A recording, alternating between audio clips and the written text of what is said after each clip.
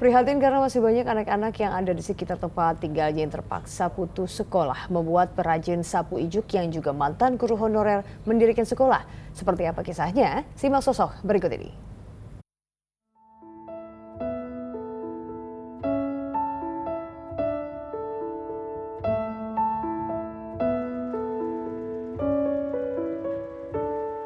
Inilah keseharian Ahmad Jamaluddin, seorang pengrajin sapu ijuk di Desa Jayagiri, Kecamatan Sindang Barang, Kabupaten Cianjur, Jawa Barat.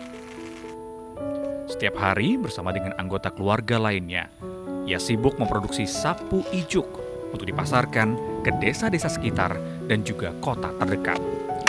Penghasilan yang didapat dari berjualan sapu ijuk, sebagian ia gunakan untuk kebutuhan rumah tangganya. Dan sebagian lagi ia gunakan untuk mendirikan sekolah di desanya.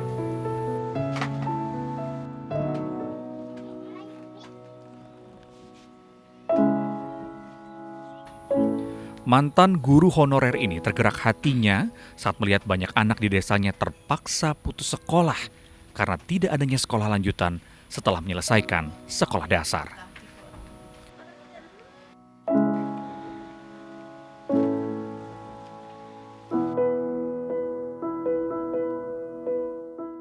Letak desa yang berada jauh di pelosok dan akses jalan yang sulit membuat anak-anak tak bisa melanjutkan pendidikannya.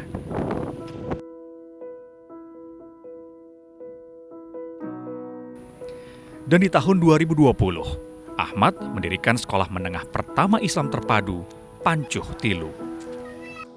Awal mula itu melihat di wilayah kami ini masih banyak siswa yang tidak melanjutkan sekolah. Masih banyak siswa-siswa atau wali murid yang tidak menyekolahkan anaknya.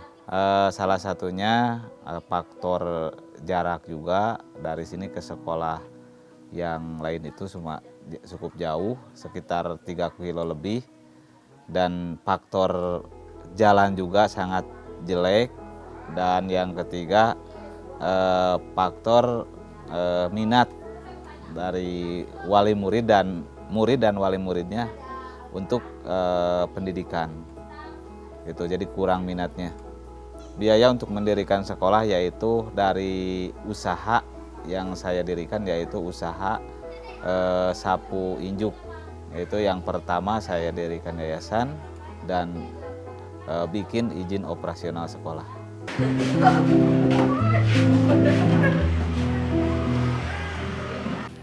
Perjuangan Ahmad demi pendidikan anak-anak di desanya tidaklah mudah.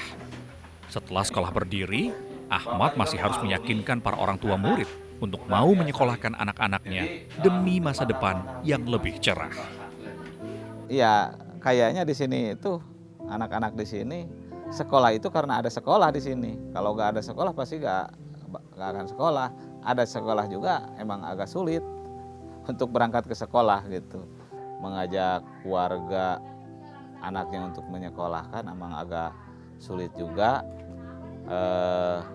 Mau ke sekolah juga dengan beberapa iming-iming gitu, karena menganggap sekolah itu banyak bayarannya. Akhirnya saya membebaskan atau menggratiskan sekolah, memberikan pakaiannya, jadi tidak ada alasan warga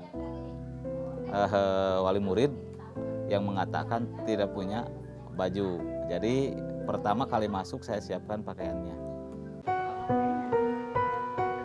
4 tahun sudah sekolah ini berdiri dan memberi manfaat bagi masyarakat di sekitarnya. Sebelum ada sekolah di sini, banyak yang putus sekolah, ada juga yang sekolah sangat jauh, atau jalan kaki sampai ke sekolah suka kesiangan. Ya kan, di sini kan kondisi jalannya begini, kalau hujan nggak bisa bawa motor, harus jalan kaki. Saya inspirasi banget sama Pak Ahmad ya, orangnya semangat, terus orangnya gimana, tekun ya. Dia mendirikan sekolah ini sangat berterima kasih sama Pak Ahmad. Sudah mendirikan sekolah ini, anak saya dekat sekolahnya dan melanjutkan pendidikan dengan baik. Nggak jauh lagi harus menempuh perjalanan yang jauh, suka kesiangan kalau sekolah.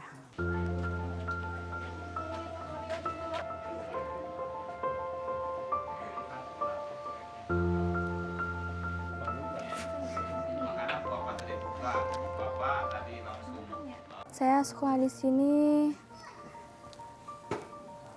karena di sini dekat sama banyak keterampilan. Meskipun sederhana tapi saya bangga. Pendidikan bagi aku sangatlah berharga gitu. Kalau nggak sekolah mau kemana lagi? Karena ini sekolah paling dekat. Rumah saya di Cicadas. Kira-kira kalau jalan kaki ke sekolah 1 jam nyampe baru ke sekolah. Pendidikan buat saya penting untuk menggapai semua keinginan saya dan cita-cita saya. Keberhasilan Ahmad mendirikan sekolah tidak lepas dari dukungan keluarganya. Meski dalam kondisi pas-pasan, tekad Ahmad dan keluarga untuk membantu sesamanya sangat tulus. Iya, kadang-kadang kalau dari lubuk hati yang paling dalam, kadang-kadang rasa itu ada ya. Kadang-kadang kenapa nggak mentingin istri dulu, tapi kan dipikir lagi kalau ke depannya kalau nggak didukung sama istri, mau jadi apa ntar ke depannya? Kita kan harus sama-sama, harus maksudnya harus saling dukung satu sama lain. Ya dari situlah saya mulai terbiasa dan mulai tidak merasa terbebani dengan semua ini. Karena bisa membantu banyak orang sama bisa bermanfaat buat orang lain itu, terutama sama keluarga juga. Itu sih. Meskipun berbagai rintangan dan tantangan harus ia lalui, Ahmad berjanji untuk mengabdikan diri di dunia pendidikan bagi anak-anak desanya. Dari orang tua juga, orang tua saya ini dulu itu guru.